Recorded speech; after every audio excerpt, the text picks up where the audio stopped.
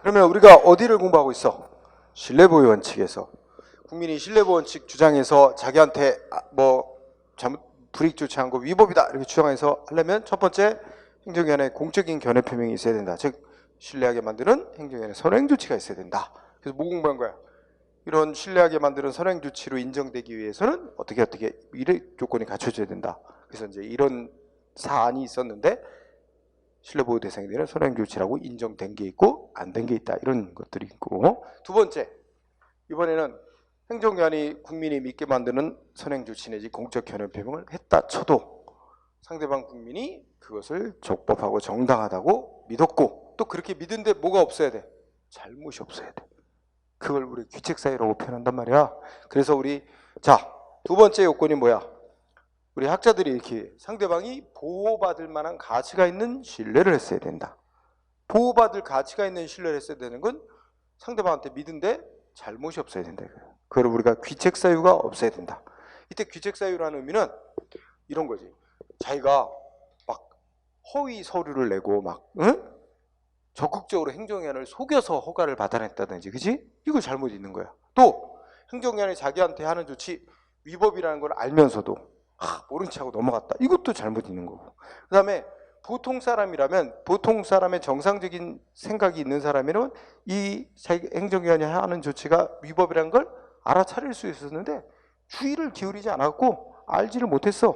그것도 잘못 있다고 봐. 그래서 여기에 이제 동그라미 1번을 읽다 보면은 내가 이제 표현했는데 두째 줄에 소극적인 부정이란 말, 셋째 줄에 적극적 부정이란 말, 이런 표현을 써서 시험도 그런 용어를 쓴 경우 있었어. 그래서 이제 거기 셋째 줄에 적극적 부정은 상대방 국민이 행정기관을 적극적으로 속이는 행위를 말하는 거야. 응? 허위 서류를 낸다든지, 그지? 응.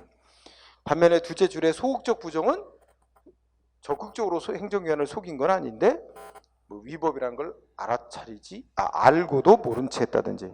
네. 정상적인 보통 사람이라면 알아차릴 위법인 걸 알아차릴 수 있었는데 주의를 별로 기울이지 않아서 알아차리지 못한 경우라든지, 이런 경우는 이제 소극적 부정이라고 표현한다. 응? 그 둘 다 뭐야?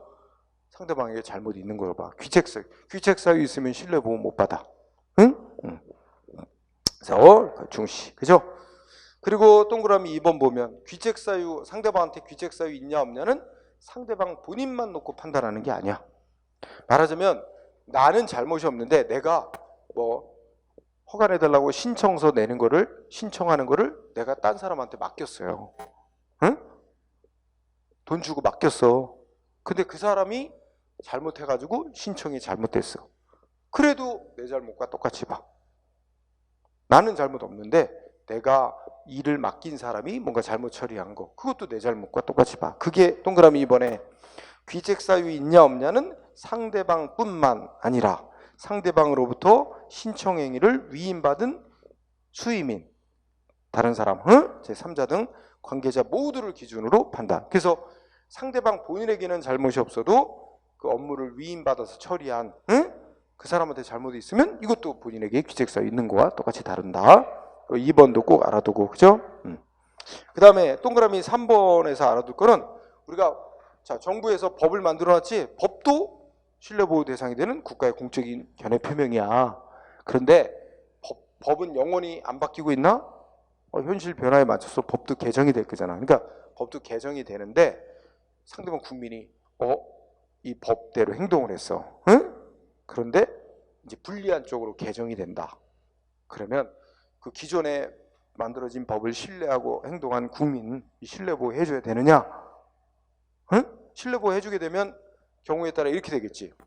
법을 바꾸지 말아야 될 경우도 있을 거고, 바꾼다 하더라도 상대방 피해가 안 되게끔, 기존의 법을 신뢰한 사람 피해 안 되게끔 뭔가 조치를 만들어 준다든지, 그지? 이런 게 필요하겠지. 자, 그래서 우리 동그라미 3번에 어쩌고저쩌고 하면서 읽으면서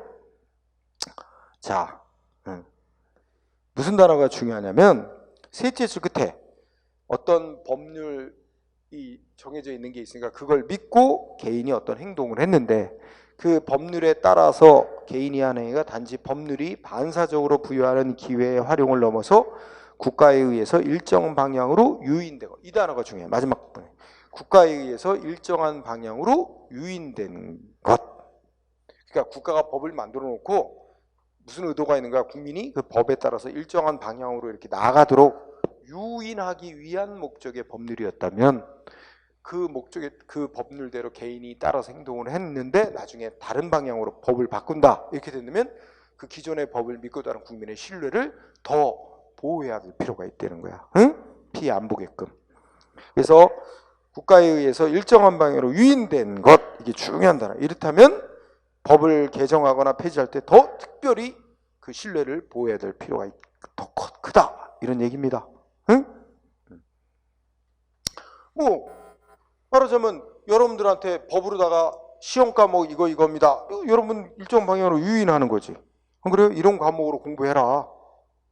근데 과목 개편한다면 기존의 과목대로 공부한 사람 신뢰 보호해야 할 필요성이 더 크니까 바로 개편된 과목으로 시험 보면 안 되지. 그 기존의 법을 신뢰한 이익을 보호하기 위해서 유예 기간을 몇 년을 두고 시행을 한다. 이렇게 해야지. 바로 당장 시행하면 안 된다. 이런 거하고 연관이 있어. 그 말 중요하고. 그럼 우리 확인해 보자. 지금 핵심은 다 공부한 거고 판례로 다시 한번 이게 다 대법원 판결에 나온 거 우리가 지금 공부한 거야. 그럼 판례로서 확인한다면 1번 보자. 1번 보면 자, 상대방한테 귀책 사유가 없어야 신뢰보호 될 수 있는데 받을 수 있는데 귀책 사유라 하면 행정기관이 상대방 국민에게 한 공적 견해 표명의 하자가 그게 이제 위법한 조치였던 게 상대방 등 관계자가 사실을 은폐하거나 기타 사위란 말은 한자로 사위란 말은 거짓이란 뜻이야. 응? 상대방의 거짓에 의한 방법에 의해서 신청 등 부정행위에 기인해서 위법이 됐거나 그러한 상대방의 적극적인 부정행위가 없었다고 하더라도 상대방이 행정기관이 하는 조치에 하자가 있다는 걸 이미 알았거나 중대한 과실로 알지 못한 경우도 포함한다 이런 뜻이에요. 응? 그래서 적극적인 부정뿐만 아니라 소극적 부정도 다 포함하는 의미다 이렇게 쓰고 그리고 넷째 줄에 귀책사유 있는지 없는지는 상대방뿐만 아니라 상대방으로부터 신청을 위임받은 수임인 등 관계자 모두를 기준으로 판단해야 된다 하면서 구체적 사건이 뭐가 나와? 자 여기 보면 그 밑줄 친지 않은 마지막 부분에 보면 건축주가 나오고 건축사가 나와요. 그죠? 그럼 건축주가 자기 건물 짓는 사람이야. 응? 내가 내 건물을 짓는데 내 건축의 전문가 아니잖아. 그러니까 누구한테 보통 돈 주고 다 맡겨? 건축사한테 맡긴단 말이야. 건축사라고 이제 전문가 있어요. 자격증 받아서 하는 사람. 응? 그럼 내가 내 건물을 짓는데 건축사한테 건물 설계서부터 내 이름으로 허가받는 것까지 다 맡겼어. 건축사한테. 근데 건축사가 그래서 내 이름으로 그러니까 건물 설계해서 내 이름으로 신청해서 건축허가까지 다 받아줬다. 그래서 나는 이제 건축을 시작하는데 갑자기 뭐야? 허가가 취소된 거야. 취소가 나온 거야. 왜 취소했나 봤더니 건축 설계가 잘못됐대. 법에 위반되게. 응? 그래갖고 허가가 취소된 거야. 그래서 나는 뭐라고 생각해? 그 건물 설계는 내가 안 했는데 그건 내가 맡긴 건축사가 잘못한 거지 나한테 잘못 없지 않냐? 응? 그치? 이렇게 이유를 들었는데 판결은 뭐야? 야 건축주 너 잘못만 해라. 너가 다 맡긴 건축사 잘못도 너 잘못과 똑같은 거야. 이런 이치지. 그죠? 그러니까 이거 뭐야? 허가 취소, 허가 내줬다가 건축허가 내줬다가 허가 취소한 거 신뢰보호 원칙 위반한 위법 아니래. 귀책사유 인정되니까. 그렇죠? 그래서 1번 꼭 알아둬야 돼요. 그러면 2번은 그 밑에 2번은 뭐겠어? 귀책사유가 있다면 상대방한테 잘못이 있다면 자기가 예를 들어서 허위 신청을 해서 거짓으로 뭐 쓰는 그래서 일단 허가가 나왔어. 그랬다가 뒤늦게 허위 신청이 있다는 게 밝혀져 가지고 허가가 취소될 때 상대방 신뢰보호 필요가 없습니까? 상대방의 신뢰 이익을 고려하지 않고 취소해도 아무런 잘못이 없다는 거예요. 행정기관에게. 신뢰 고려할 필요가 전혀 없으니까. 그래서 대표적인 예로 보호가치가 없는 신뢰로 본 경우 이렇게 나오는 판례 출발하는 거 있지? 1번 보니까 뭐라고 나왔어? 야 이게 무슨 가스 충전소 설치 사업 하려는 자인가 봐. 근데 허가 신청하는데 어떻게 돼? 원래 그 충전소가 들어설 예정 지역에 100m 이내의 건물 주인들의 동의서를 다 받아서 동의를 받아서 첨부 서류로 내야 허가 나오는 건데 얘 어떻게 했어? 허가 신청하는 애 어떻게 신청했어? 다 위조했어. 위조. 응? 주변 건물 주인들의 동의서를 다 위조해가지고 동의 받은 것처럼 해가지고 신청했어. 행정위원은 다 동의 받은 줄 알고 허가 내줬지. 그때 뒤늦게 이제 난리가 났어. 이 동의한 적 없는데 왜 이게 됐냐 이래가지고 위조해서 신청했다는 게 밝혀졌어. 허가 취소해도 찍소리 못하는 거지. 왜?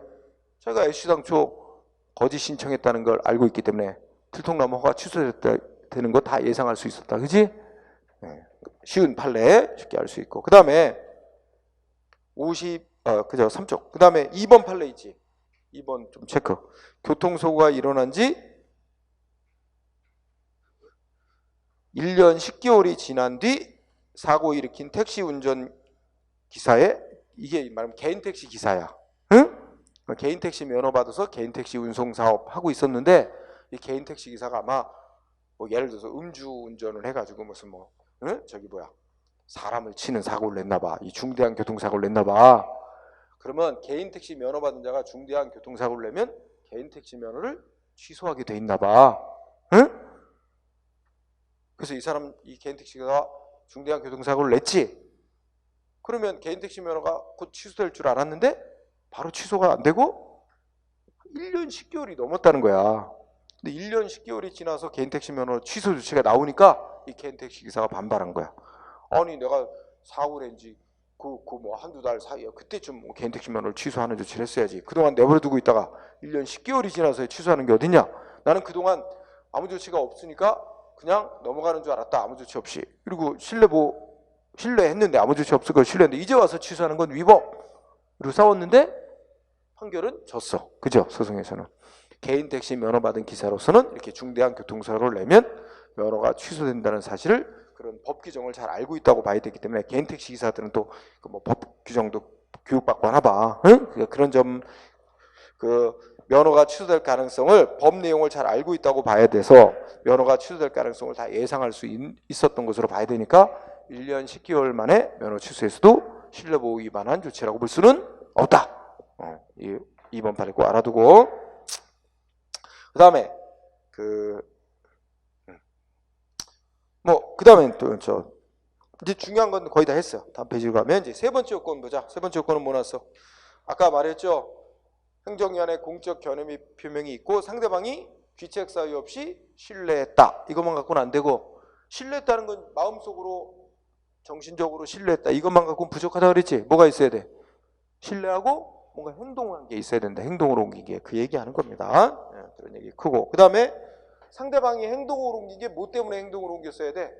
행정기관의 공적 견해 표명, 즉 선행 조치를 믿었기 때문에 그렇게 행동으로 옮겼다라는 우리가 사회통념상 인정할 수 있는 인과관계, 원인 결과관계가 인정돼야 된다.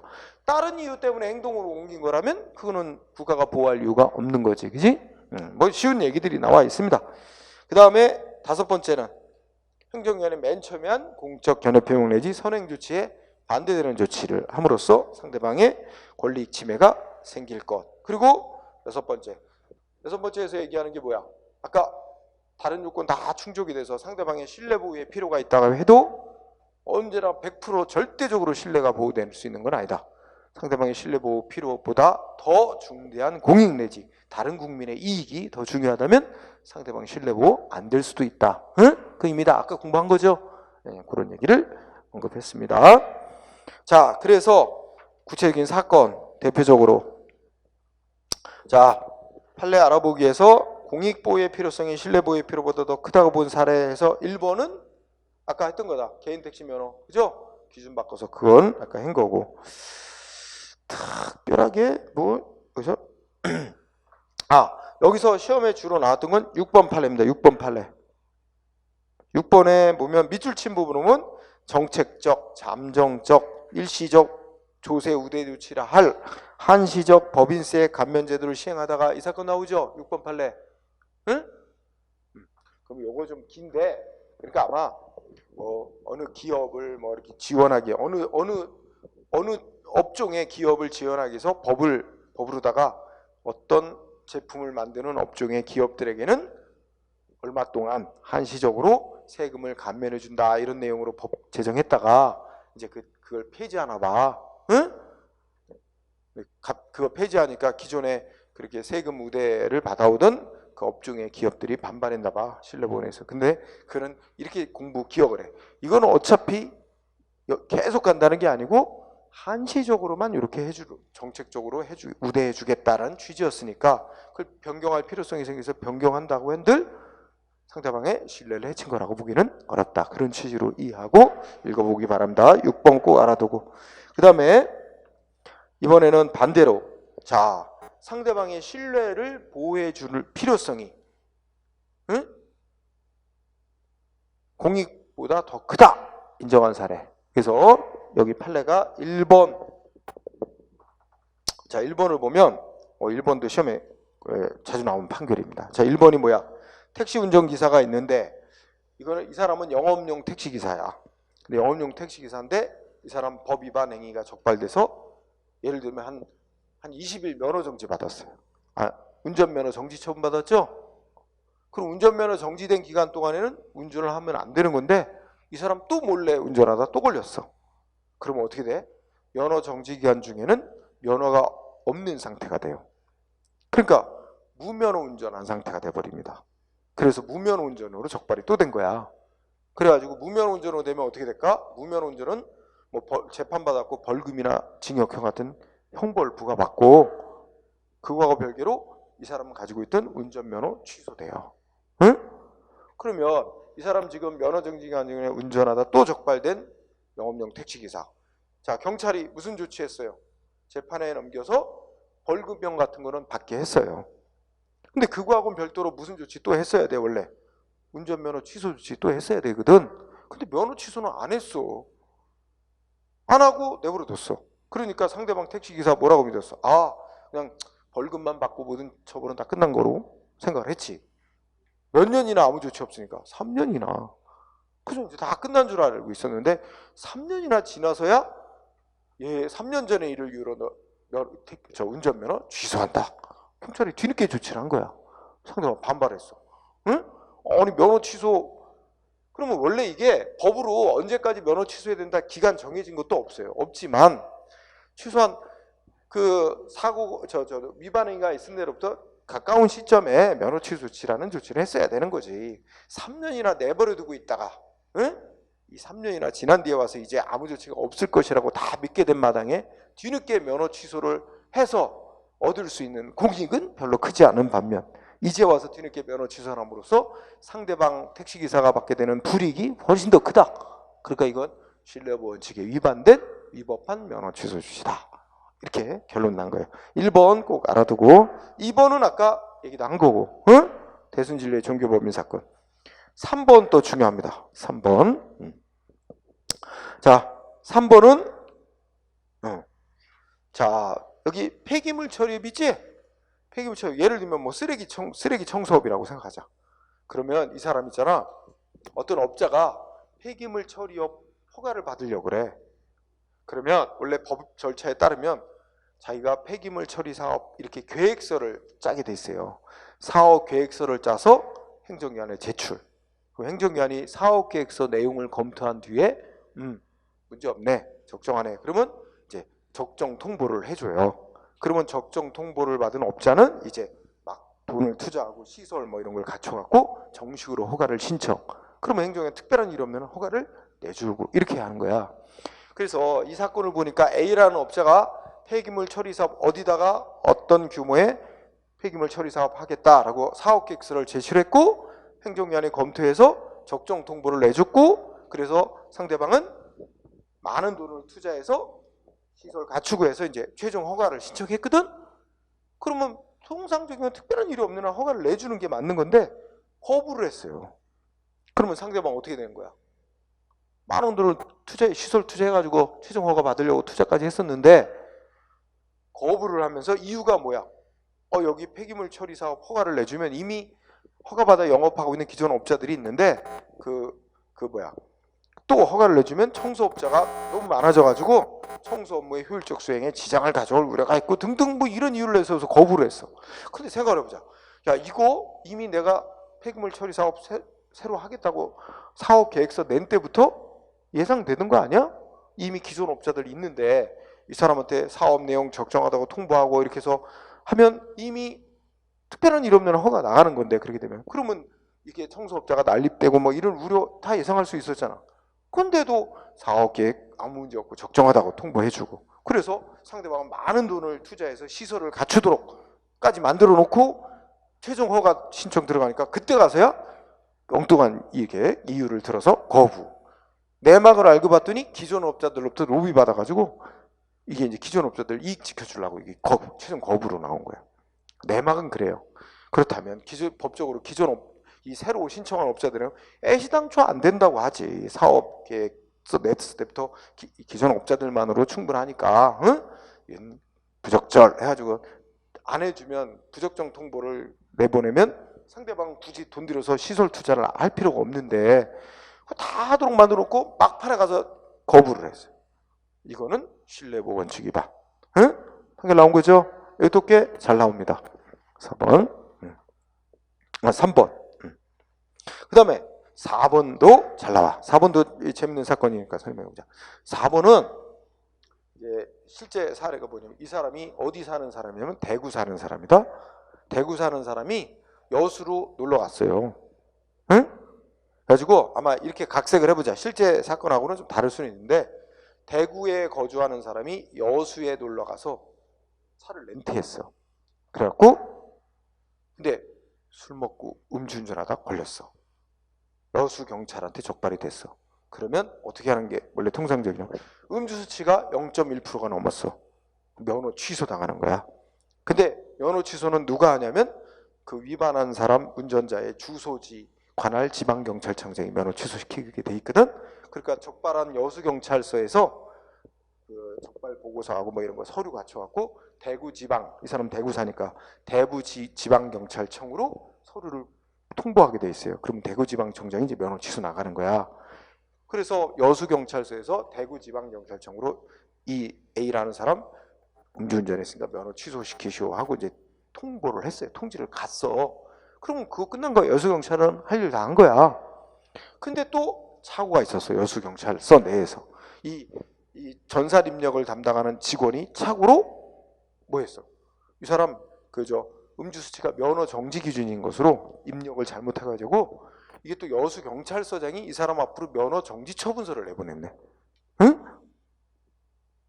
근데 어느 게 먼저 상대방한테 도착됐냐? 여수경찰서장이 보낸 운전면허 정지 처분 문서가 이 사람한테 먼저 도착했어요. 응? 그래서 이 사람은 뭐로 알아? 상대방 A는 자기는 면허 정지받은 것으로 이제 알았는데 얼마 있다가 어떻게 된 거야? 대구지방경찰청장으로부터 면허 취소 수치가 다시 또 날라온 거야. 그거 반발하는 거야. 자기는 면허 정지로 끝난 줄 알았는데 왜 더 무거운 면허 취소 수치가 또 나오냐? 이러고 반발한 거지. 근데 그러면서 소송했는데 이 사람이 이겼어요. 응? 그래서 거기 골자가 어떻게 돼? 원래는 면허 취소받을 사유에 해당하는 음주운전을 여수경찰이 적발했는데 그 사무 착오가 있어갖고 경찰서장 명의로 면허 정지 처분서가 잘못 나갔어. 응? 그게 먼저 상대방한테 도착. 근데 이제 제대로는 지방경찰청장으로부터 다시 면허 취소가 또 나왔지. 그래서 그런 사건이었는데 거기 셋째 줄에 동일한 위반 사유에 관하여 보다 무거운 면허 취소 처분을 내리기 위해서 이미 앞서 행해진 가벼운 면허 정지 처분을 취소시키는 것은 신뢰를 깨트리기 위해서 허용됐습니다. 그래서 이거는 면허 취소는 안 당하게 된 거지. 이 사람은 응? 면허 정지로 끝난 사람. 응? 그런 대표적인 사례. 그래서 1, 2, 3번 다 시험에 쓰입니다. 그렇죠? 그러면 네 번째 한계. 아까 얘기했어. 신뢰보호 원칙. 요건이 갖춰진다 해서 100% 절대적으로 언제나 다 신뢰보호 받을 수 있는 건 아니고 어떻다 그랬어요? 다른 중요한 이익, 공익, 다른 사람의 이익 보호 필요성이 훨씬 더 크면 보호 안 될 수도 있다 그랬지? 그 얘기는 또 반복적으로 나오는 거고요. 자, 여기서 하나 중요한 거는 방가르 1번 법률 적합성 원칙. 다른 말로 법률 적합성 쉬운 말로 바꾸면 합법성하고 충돌이 일어나는 경우. 응? 이 중요한 논점. 우리가 아까 시작할 때 썼다. 칠판에 뭐 썼어? 어떤 A한테 영업허가 신청받고 허가 내줬다. 상대방 적법하게 허가받은 것을 믿고 투자해서 영업하고 있다. 뒤늦게 위법한 영업허가 내준 거 안 행정기관은 합법성을 내세워서 허가를 취소해야 되겠다 그런다. 그러나 상대방은 난 아무 잘못 없다. 적법한 허가인 줄 믿고 투자해서 영업하고 있으니 법적 안정성 내세워서 위법한 허가지만 허가 유지시켜달라고 주장한다. 충돌난다 이거. 합법성을 내세우자니 허가를 취소하는 게 맞고 국민의 신뢰보호를 통한 법적 안정성 유지를 생각하자니 위법한 허가지만 허가를 유지시켜주는 게 맞고. 이거 어떻게 해야 되냐? 응? 결론은 뭐라 그랬어?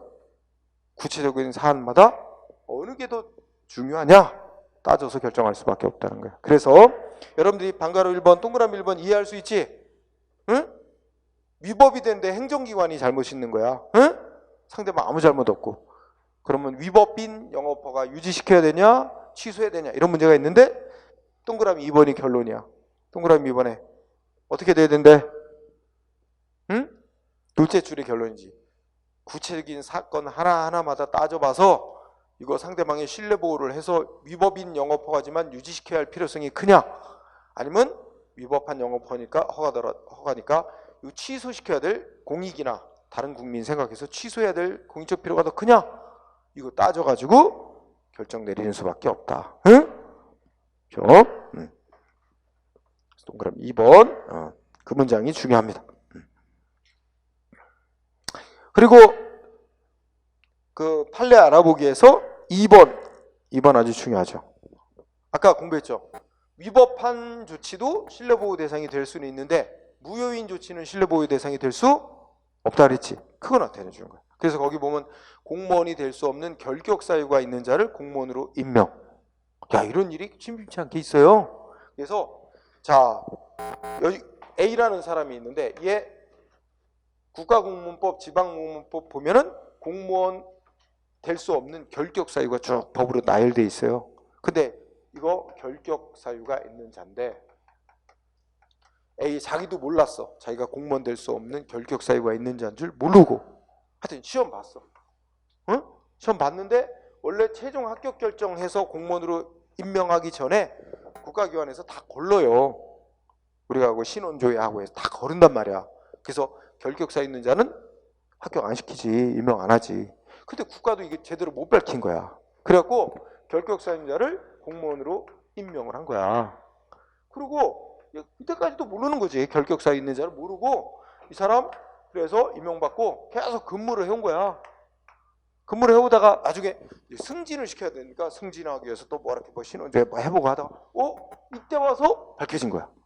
결격 사유자였다는 게 이때 발견이 된 거야. 그러면 어떻게 되냐 이거야. 응? 이때 발견이 되니 그런데 법 논리는 뭐야?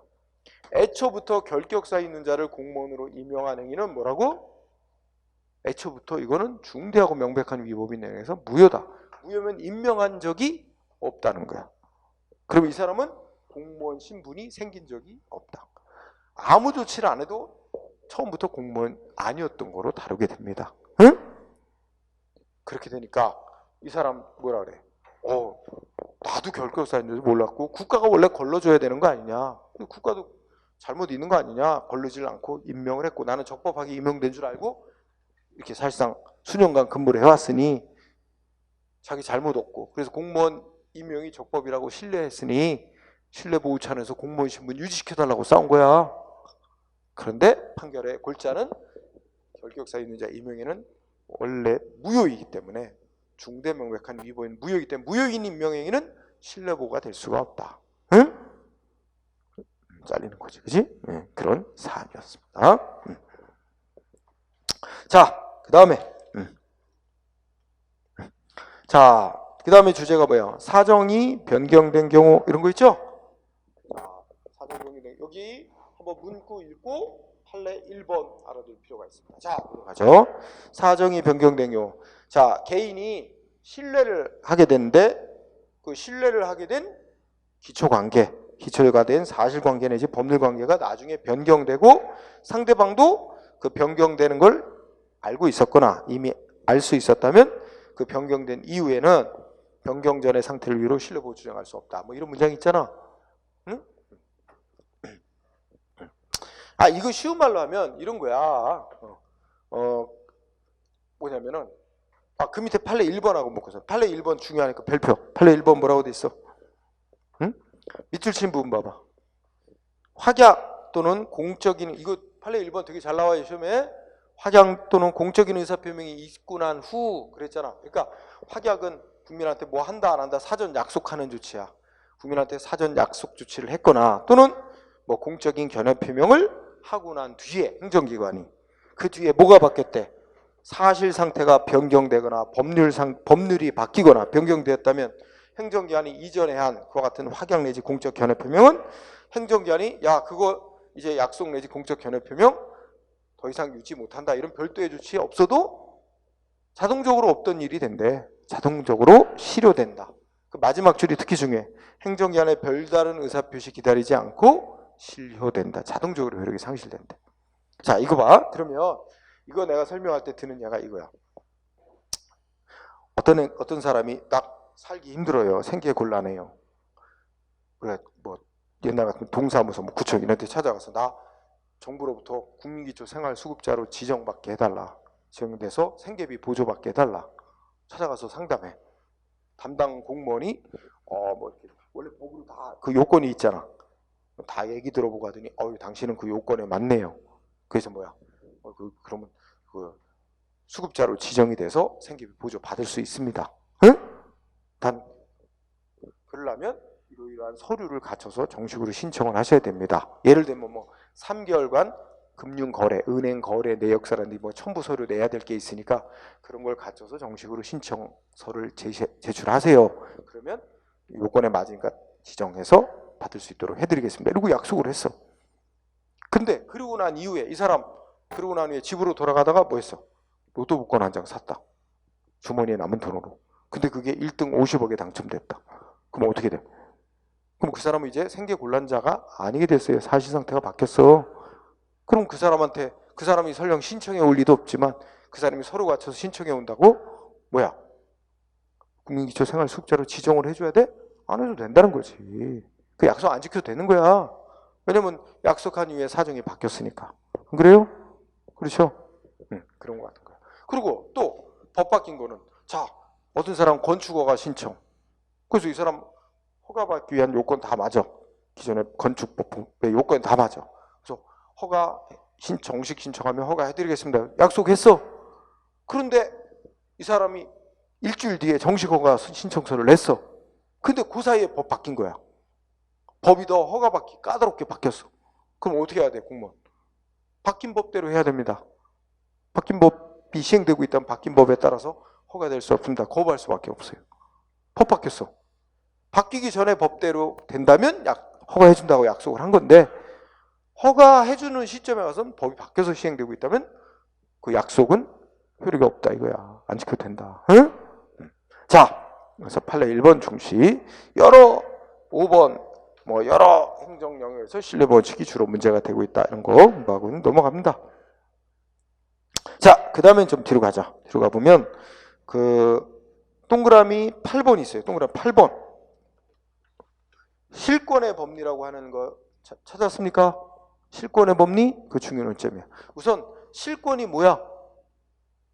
잃어버릴 실자, 권리권자. 응? 권리나 권한을 상실한다는 거야. 그러니까 권리나 권한을 갖고 있는 자가 자기 권리나 권한을 오랫동안 행사 안 하고 방치해 놓으면 상대방 입장에서 뭐라고 생각할까? 아, 권리나 권한을 행사하지 않을 거구나 라고 믿게 됐다면 뒤늦게 새삼스럽게 자기한테는 아무 이득도 없으면서 권리나 권한을 행사한다는 거, 행사하는 건 허용될 수 없다. 즉 권리 권한이 없어지는 것으로 보는 논리입니다. 응?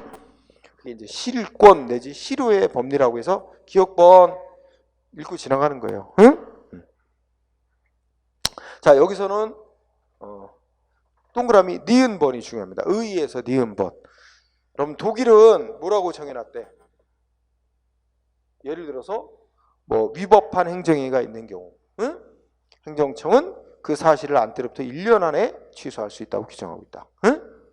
그러니까 예를 들어서 누군가 운전면허 내줬는데 운전면허가 위법하게 나갔다라는 거를 뒤늦게 경찰이 알았어. 그러면 안 때로부터 언제 안에 취소해야 된대? 1년 안에. 그럼 그 말은 달리 말하면 위법하게 운전면허가 나갔다는 걸 알고서도 1년 이내에 취소를 안 하면 1년 지나버리면 운전면허 취소 못 한다는 거지. 독일은 그렇게 딱 1년으로 못 박아놓은 거야.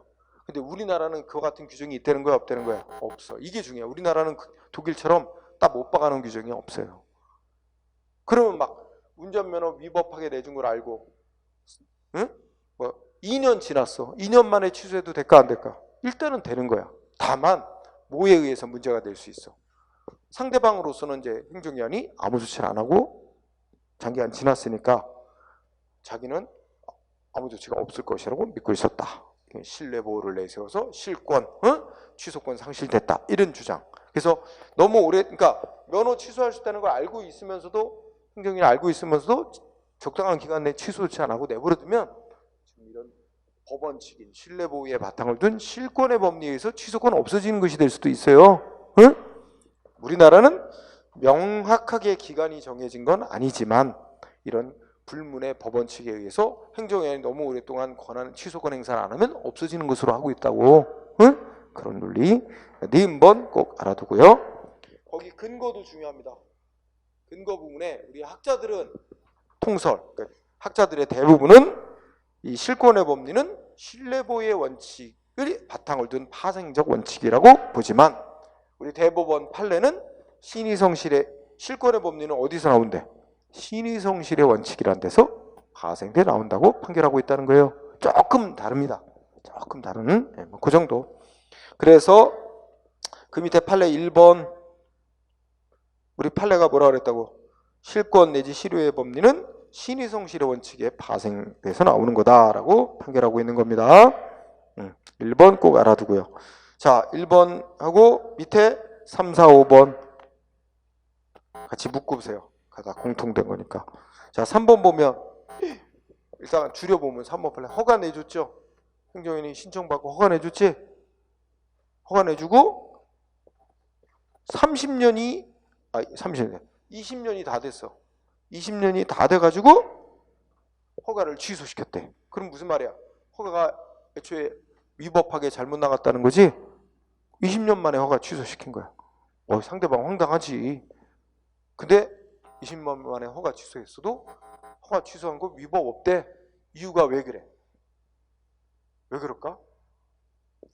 여러분 20년 동안 행정원이 허가가 위법하게 나갔다는 걸 알았대 몰랐대? 모르고 있었다는 거야.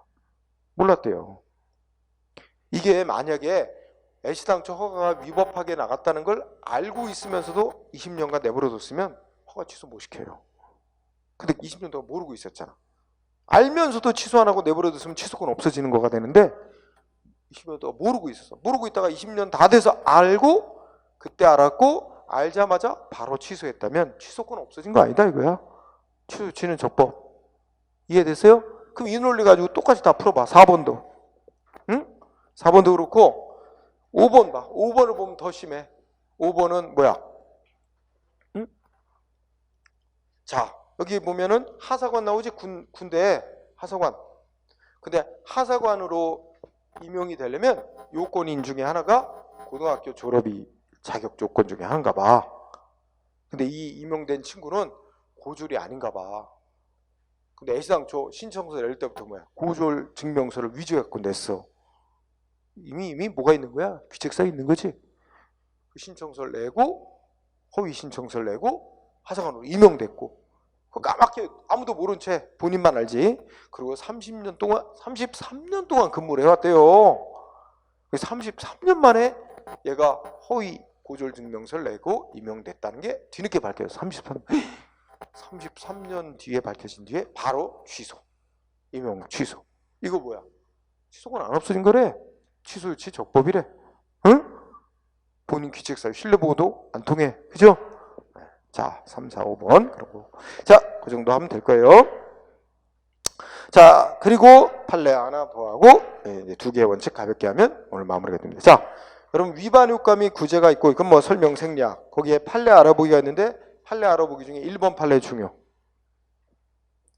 자, 1번 판례 보면 뭐 동사무소 직원이 이렇게 나오는 판례 있죠? 그게 어떤 사건이냐면 자, 이게 아들 형제가 있어. 응? 형제가 있어. 얘네들 둘 다 미국에서 태어난 애야. 그래서 미국 법에 따라 미국 국민, 미국 시민권자. 동시에 부모가 한국 사람이기 때문에 또 한국 국민. 이중 국적이 돼 있어요. 응? 형제가. 그럼 지금 한국 와서 살고 있어. 그런데 자, 남자애는 하여튼 군대를 안 가려면 한국적을 포기해야 됩니다. 만 18세 이전에. 응? 근데 얘 어떻게 했어요? 먼저 다 이제 한국적 포기하려고 하는 거야. 응? 그래갖고 어떻게 돼? 형이 먼저 이제 나이가 돼가니까 만 17세쯤 됐나? 이때 이제 거기 동사무소에 국적 이탈 신고를 한다 그러지. 이게 한국적 포기하는 신고를 하는 거야. 미국 국적만 남기고 한국적 포기 신고 했어. 그리고 동생은 안 한 거야. 왜? 동생은 아직 시간이 남아 있어. 그런데 형만 신청을 했는데 동사무소 직원이 착오를 일으켜서 이 형제 모두 다 한국적 포기 신고 한 거로 처리를 해버린 거야. 그래서 뭐 주민등록도 다 말소시키고 이런 조치를 다 했다는 거지. 그래서 아이고 동생은 아이고 나는 아직 시간이 있으니까 나중에 형 먼저 하고 나중에 국적 이탈 신고해야지 했던 차에 이참에 그냥 동사무 직원이 형과 동생, 형뿐만 아니라 동생까지 아울러 다 처리해버리니까 잘 됐네 어차피. 그러고선 자기도 이제 다 말끔히 한국적 포기된 걸로 알고 가만히 있었거든. 그런데 갑자기 어떻게 된 거야? 응? 뒤늦게 알았어. 이게 그 동사무소 직원이 동생은 신청도 없었는데 계획도 잘못했다는 걸 뒤늦게 알고 원상복구 해놨다는 거야. 동생 거는 다 원상으로 돌려놨다는 거야. 그것도 만 18세 넘어서 뒤에. 응? 아니 그 전에 저 동사무소 직원이 원상복구 해놓은 거지 동생 거. 그걸 뒤늦게 알았고 동생이 부랴부랴 이제 한국적 포기 신고를 했더니 이제는 만 18세가 넘은 사람은 뭐가 있어야 돼? 병역 의무를 이행했거나 병역 면제받았다는 증명서를 내야만 한국적 포기를 받아준다는 거지. 그렇게 돼 있다는 거지. 그럼 그러면서 거부하는 거야. 동생은 열받지. 동생 측이 열받은 거야. 아니 나는 원래 형이 먼저 하고 그다음에 다음에 내가 신청하는데 나는 신청도 안 했는데 동사무소 직원이 알아서 다 처리해 놨길래 나는 다 처리된 줄 알고 그냥 그러니까 별도로 신청을 안 했던 거다. 근데 그 사이에 또 이게 원상복구 해놓고 나는 다 끝난 줄 아는데 그래서 그렇게 해놓은 거 뭐 까맣게 모르고 있었다. 이제 와서 했더니 뭐 응? 그 병역 이행했다는 거 서류 첨부 안 돼 그거 안 하면 뭐 대준다 이렇게 나오는 거는 그동안에 그렇게 처리해놓은 걸 신뢰를 깨트리는 거다. 응? 싸웠는데 이겼죠? 승소했어요. 1번 보면. 응? 그렇죠? 신뢰보원칙 위반이라고 그랬죠? 1번 꼭 중시. 자, 아이고 신뢰보원칙이 양이 많습니다. 내용이 판례도 많고. 자, 그 다음에 주제. 두 가지 원칙이 있어요. 또 하나가 부당결부금지 원칙. 아이씨, 그 의미 그냥 읽어보자. 뭐래? 행정기관이 국민한테 어떤 행정조치 권한을 행사함에 있어 그 행정조치라는 원인이나 목적에 있어서 상대방에게 실질적으로 아무 관련도 없는 거 결부시켜서 하면 안 된다는 겁니다. 그 예보만 알 수 있지만 쉽게 말해서 이런 거지. 자, 어떤 사람이 자동차세를 안 내? 응? 자동차세를 안 낸다. 자동차세 안 내면 그 사람의 뭐 땅이나 집이나 건물 압류해서 경매로 팔고 뭐 이렇게 재산 압류해서 그렇게 걷는 거예요. 근데 그거 절차도 복잡하고 하여튼 짜증나. 손쉬운 방법 뭘까? 자동차세 안 내? 이 사람 뭐 영업허가 받아서 영업하고 있네? 자동차세 안 내면 너 허가 취소한다. 자동차세 안 내는 거하고 영업허가 취소시키는 거하고 관련이 있어요 없어요?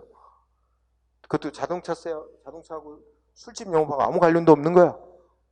공무원 입장에서는 되게 편해. 그렇지만 이렇게 아무 관련 없는 조치를 연결시켜서 하면 안 된다는 원칙. 그거 위법이 된다는 게 부당결부금지 원칙의 뜻 쉽죠? 응? 자, 결국 논점은 별로 많지 않습니다. 부당결부금지 원칙은 뜻 정도 가볍게 알고 판례로 가세요. 판례로 가보면 자, 부당결부금지 원칙 위반으로 본 사례 나오죠? 그 중에 1번이 아주 전형적인 겁니다. 자, 1번 판례를 보면 뭐라고 나와 있어요? 응? 거기 1번 판례 이 지방자치단체 장이 사업자에게 주택사업계획 승인하면서 이런 단어 나오죠? 거기서 지방자치단체장이 진짜로 인천광역시장이었습니다. 응? 자, 인천시장이 아파트 건설 사업자에게 아파트 건설하는 거 사업 승인 내줘요. 승인 내주면서 뭐를 단서를 달았어. 뭐라고 단서 달았대? 어디 있는 땅을 시에다 기부하래요. 근데 그 땅이 아파트 짓는 거하고 상관 있는 땅이 아니야.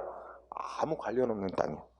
여기서 중요한 결정적인 단어는 그 아파트 짓는 주택사업과는 아무런 관련 없는 토지. 이게 결정적인 힌트죠. 아무 관련 없는 토지를 기부 체납, 무상으로 기부하라는 거야. 이게 문제된 거지. 왜 그러냐? 원래 시에서는 욕심이 났어. 뭐냐면 이 아파트 건설업자는 여기다가 아파트 짓는 사업을 해. 엄청나게 큰 규모의 사업. 근데 이 아파트 건설업자가 여기에 조그만 땅이 있어. 이 아파트 짓는 거 아무 관련 없는 땅. 근데 인천시에서는 여기에 뭐 하냐면 도로 건설 계획이 있었어. 마침 여기에 건설업자 A의 땅이 있는 거야. 잘 됐다. 너 이거 아파트 짓는 거, 대규모 아파트 짓는 거 빨리 사업 승인 내주니까 이거 땅 좀 시에다 기부 좀 해라. 이 땅 공짜로 얻으려고. 응? 그런 목적으로 땅을 기부하라고 한 거야. 관련 없는 땅. 이거 연관 없는 거 부당하게 결부시켜서 했다. 응? 위법으로 판결난 대표적인 사례입니다. 1번. 원래 도로 만드는데 개인 땅이 필요하면 어떻게 해야 돼? 협상을 해서 계약 맺고 돈 주고 사들여서 도로를 만들든지, 아니면 협상이 안 되면 법에 따라 우리 토지 수용이라는 절차를 밟아 보상금을 지급하는 조건하에 강제로 어쨌든 보상금 나가야 돼. 이렇게 해야 되는데 돈 아끼려고 이 대규모 사업 승인해 주니까 너 이거 무상으로 좀 시에 기부 좀 해. 이게 이게다가 문제된 거예요. 응? 1번 대표적인 사례. 그 다음에 4번 읽어볼까요? 자, 우리 어떤 사람이 운전면허를 여러 개 갖고 있다. 복수의 운전면허. 그죠? 그러면 어떤 사람이 운전면허 종류 여러 개의 면허를 다 갖고 있는데 그 사람이 뭐 음주운전 하다가 걸렸다. 그러면 그 사람이 가지고 있는 면허 다 취소할 수 있느냐? 다 취소해도 됩니다. 응?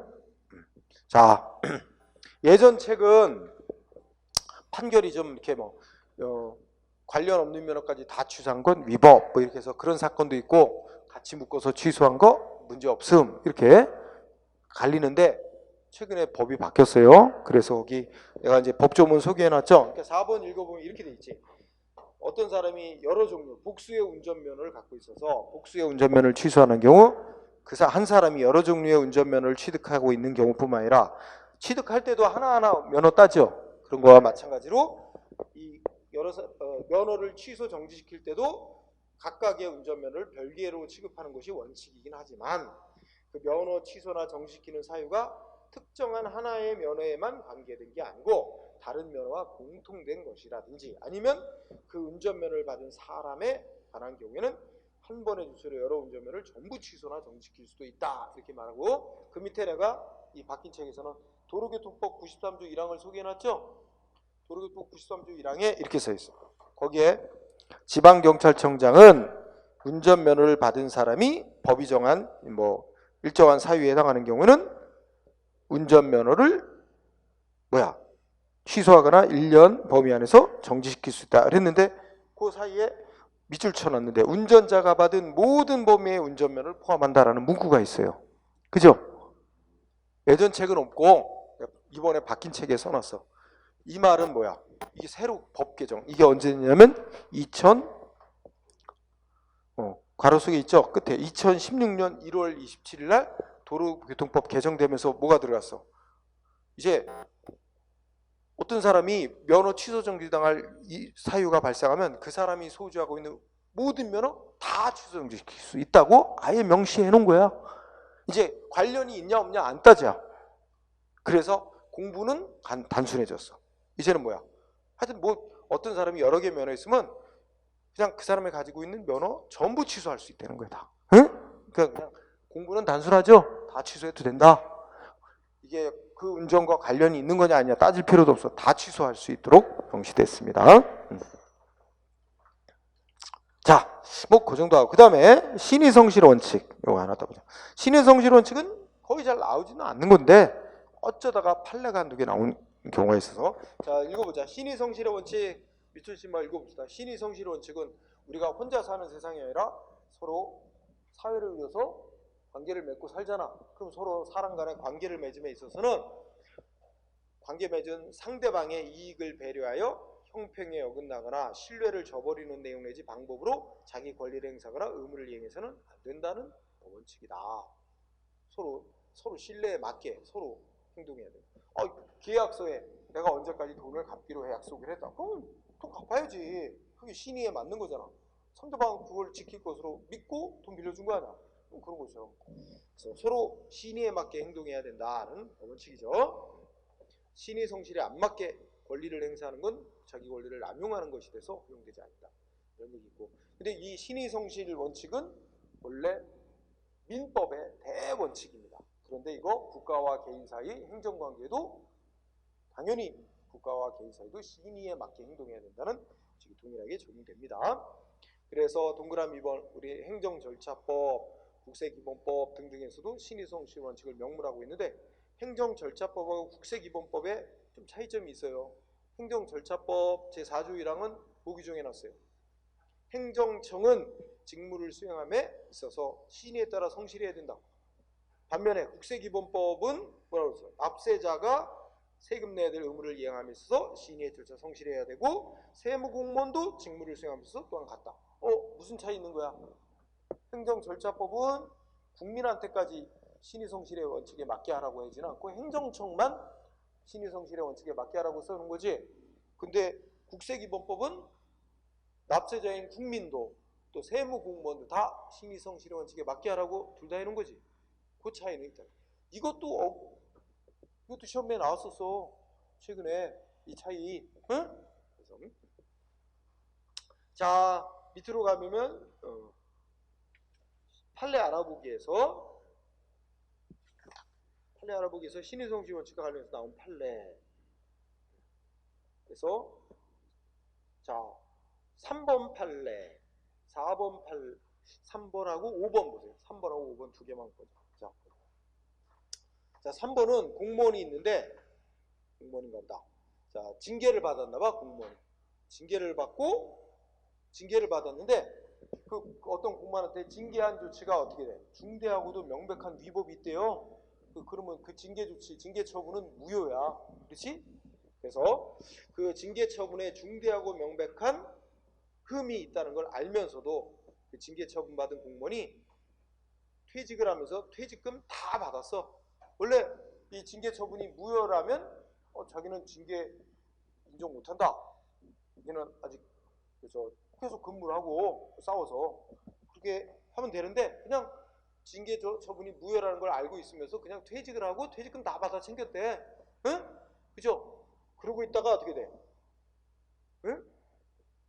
퇴직금 지급받으면서 징계 처분에 대해서 무효라고 주장을 하면서 상급법원에다 다시 결정해달라고 청구했다가 곧 취하하고 그 5년 동안 그 징계 처분에서 안 다투다가 이제 이 공무원이 뭔가 위반한 사실에 대해서 공소시효가 완성돼서 더 이상 형사상 처벌받을 우려가 없게 되자 5년이나 지난 뒤에 새삼스럽게 원래의 징계 처분은 무효였다는 주장을 하면서 소송을 제기하는 거는 요거는 신의성실에 어긋났다 하면서 이거는 허용될 수 없다는 판결이 내려졌네요. 자 3번으로 보고 그 다음에 5번 우리 5번이 아주 제일 중요한 거야. 신의성실. 5번을 보니까 야, 이 사람 공무원으로 근무하면서 정년이 얼마 안 남았어요. 불과 정년을 3년 앞두고 뭐 했대? 응? 밑에 보니까 그 공무원으로 임용된 때부터 36년 동안 36년간이나 근무했네. 36년 동안 자기 출생 일자가 잘못돼 있다. 전혀 문제 제기를 안 하다가 정년을 1년 3개월 앞둔 상태에서 자기 출생 연월일이 잘못돼 있다 하고 가정법원에다가 정정 신청을 해서 그걸 받아가지고 자기 아직 정년 더 남았다. 정년장을 요구했대요. 그러니까 정년장을 요구했다는 자기 출생 일자가 더 빨리 돼 있다는 거야? 늦게 돼 있다는 거야? 더 빨리 돼 있다는 거지. 잘못돼 있다. 그러니까 자기가 원래 그 몇 살래요? 예를 들면 2000년에 태어난 게 맞는데 1997년에 태어난 걸로 부모님이 잘못 기재해놨다. 그 아직 자기는 3년이나 늦게 태어난 건데 실제는 그러면서 어떻게 돼? 그거 마음대로 주장한다고 되는 게 아니라 여러 가지 뭐 그 증인 내세워야 됩니다. 어? 그래갖고 자기는 2000년에 태어난 거예요. 그러면 자기는 아직 정년에 들어가면 3년이 더 남았다. 3년 더 연장해달라고 요구했다. 근데 이거 보니까 이게 예전에 되게 쉬웠어요. 이게 이 연장 자기 생년을 바꾸는 게 인후 보증이라 해서 그 사람들 몇 사람이 보증만 소증을 바꿔줬어. 응? 그렇게 되니까 정년 연장 받으려고 그런 식으로 많이 꼼수를 부린 거지. 그동안 369도 아무 소리 안 하다가 1년 3개월 정년 앞두고 이렇게 싹 고친 거지. 응? 그러니까 야 이거는 시리성실에 왜 안 된 거다 안 받아주라는데 판결에서는 졌어요. 그죠? 그러면서 뭐 정년 계산하고 하는 거는 그 뭐야 실제 그러니까 여기 끝에 보면 뭐라 그랬어? 응? 공무원 인사기록카드의 생년월일 기재에 대해서 처음 임용될 때부터 이의 얘기를 안 하다가 출생연월 호적상의 출생연월을 정정한 후 그 실제 출생연월일을 기준으로 정년연장 요구하는 건 당연한 권리다, 권리 주장이다, 신의성실 위반이 아니다. 응? 이렇게 이 판결 나오고부터 이거 요건이 강화됐습니다. 단순히 주변 사람 몇 사람이 증언한다 그래서 이거 출생연월일 정정 안 해줘요. 모든 공무원들이 다 이딴 식으로 싹 다 정년연장 받으려고 했거든. 그 제동이 걸려서 지금은 안 해주고 있습니다. 더 엄격한 요건을 요구하죠. 응?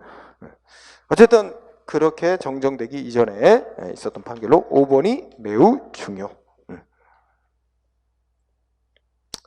여기까지 오늘 공부는 거기까지로 하고 그래서 오늘 공부한 원칙 중에 시험에 제일 많이 나오는 중요한 원칙이 비례원칙, 자기구속의 원칙 하고 평등원칙은 거의 같은 거니까 그리고 신뢰원칙 이렇게 많이 나옵니다. 응? 하여튼 시험에 단골 분야니까 다시 한번 복습을 하면서 우리가 공부할 때 같이 읽지 않았던 판례도 한번 여러분들이 읽어보는 시간을 갖도록 합시다. 자, 여기까지 하고 오늘은 마치죠. 수고했습니다.